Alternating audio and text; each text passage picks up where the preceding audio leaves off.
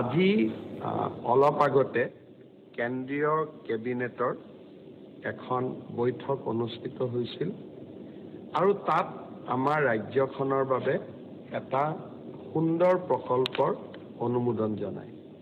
অলপ আগতে কেন্দ্ৰীয় পথ পৰিবহণ মন্ত্ৰী নীতিন গাডকাৰী ডাঙৰীয়াই মোক টেলিফোন কৰিছিলে আৰু টেলিফোনত এই সুখবৰটো তেখেতে মোক জানিবলৈ দিয়ে।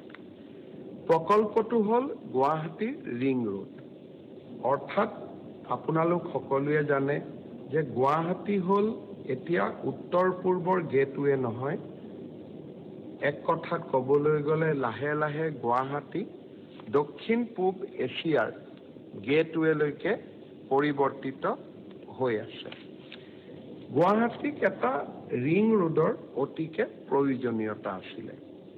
আমি সকলোৱে জানো যে বৰ্তমান আমাৰ নেশ্যনেল হাইৱে বুলি ক'লে আমি খানাপাৰাৰ পৰা জালুকবাৰীলৈকে, জালুকবাৰীৰ পৰা বাইহাটা চাৰিআলি, বাইহাটা চাৰিআলিৰ পৰা আমি কোকৰাঝাৰ অভিমুখে যাত্ৰা কৰোঁ।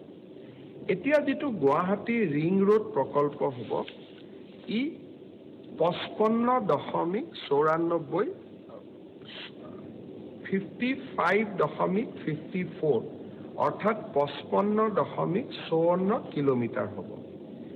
ই বৰ্তমান যিটো গুৱাহাটী নেশ্যনেল হাইৱে আছে তাৰ পৰা চিধা বাইহাটা চাৰিআলিলৈকে যাব, কিন্তু এই বাইহাটা চাৰিআলিলৈকে যোৱা অংশটো ই 6 লেন হ'ব, অৰ্থাৎ